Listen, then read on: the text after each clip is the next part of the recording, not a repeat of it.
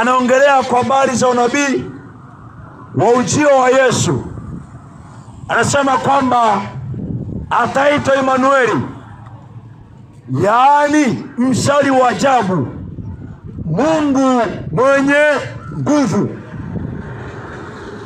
Ataitwa Emanueli, mshauri wa ajabu.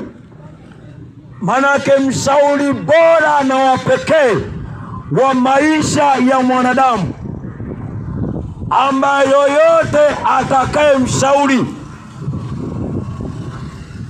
atakuwa na fahari ya juu sana, kwa sababu ni kwamba kama Yesu ni mshauri, Bwana ni mshauri, basi ni vema ujue kwamba hata ulimwengu wenyewe na ushauri wake. Ndio maana wewe haukuanza kuvuta sigara kwa kuli kunapenda sana, ila ulikaa na washauri, ulikaa na watu walioharibika. Ndio maana anasema kwamba rafiki wa mwizi lazima na wewe utakuwa mwizi. Yaani ni kwamba ulikutana na washauri ukajikuta nao unavuta bangi. Haina maana kwamba bangi ni tamu sana ama inafurahisha sana ama ni chakula kizuri sana. Ulikutana na washauri. Haina maana kwamba ulivyoanza kufanya umaraya, kama ni mama, kama ni dada, kama ni kaka, haina maana kwamba umaraya ulikuwa mtamu sana. Hilo ulikalishwa mahali fulani, ulikalishwa na watu ambao wameharibika, ulikalishwa mahali fulani na vijana, wakakuwekea, wakakuelezea utamu wa zinaa, wakakwambia burudani ya zinaa. Aisee, ukizini na mwanamke yule aliyejazia vile, mwanamke mnene, sijui mwembamba, sijui mekaje, wakakukalisha mahali fulani. Ni kweli wenda kweli, kwa sababu ya vile ambavyo labda wazazi wako waliwahi kulea uko vizuri, walikuleaga vizuri, walikulea kwenye maadili mazuri, na wewe hapo kabla ulikuwa vizuri kabisa. Lakini ulivyokaa kwenye ushauri wa shauri wabaya, walivyokuingia shauri mbaya ama shauri mbaya ama shauri mbovu, na mwenyewe ukasema siku moja nijaribu. Kwa ni kwamba yote katika yote wote walikuwa ni washauri. Lakini hapa Bwana Yesu anasema kwamba yeye ni mshauri wa ajabu. Yeye ni mshauri wa ajabu. Hakuna yoyote ambaye aliwahi kumshauri ambaye alikuja kuharibikiwa, alikuja kujuta.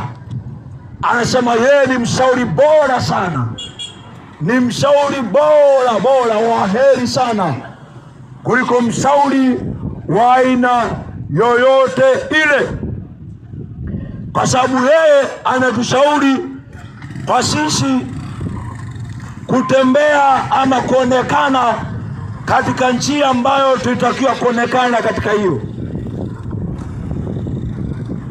katika njia ambayo Bwana anasema kwamba mimi ni Bwana Mungu wako, nikufundishaye upate faida, nikuongozaye kwenye njia ikupasayo kuendea. Ya kwamba yoyote ambaye alipokea ushauri wa Bwana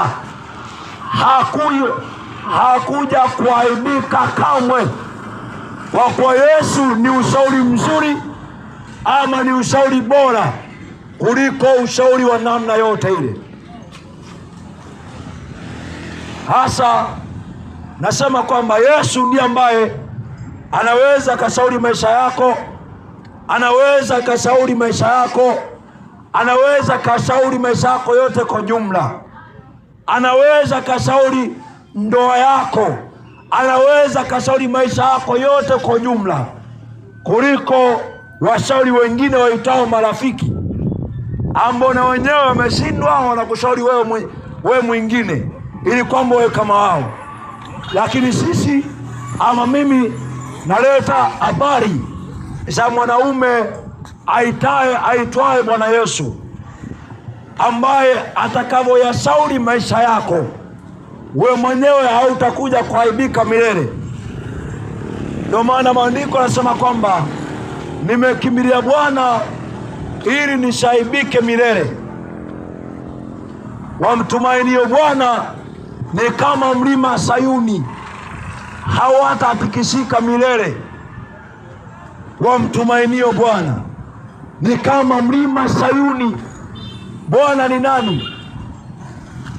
Bwana ni wewe kufanya lile ambalo ulitakiwa kulifanya, na wewe kuto kufanya lile ambalo haukutakiwa kulifanya. Yaani lile ambalo mwanasheria mmoja anamuuliza Bwana Yesu, anasema nifanye nini ili nipate kulisi uzima milele? Anasema kwamba kwani imeandikwaje? Anasema kwamba imeandikwa kwamba mpende Bwana Mungu wako kwa moyo wako wote, kwa roho yako yote, kwa nguvu zako zote. Akasema na kwamba na jirani yako kama nafsi yako, ya kwamba huyo ndio Bwana, na huyo ndio Mungu. Kwa sababu neno la Bwana, neno la Mungu lenyewe linatufundisha kwa habari ya sisi kuonekana katika njia ambayo tulitakiwa kuonekana katika hiyo, kutembea katika njia ambayo tulitakiwa kutembea katika hiyo. Ndio maana kwenye kitabu cha Mhubiri anasema ya kwamba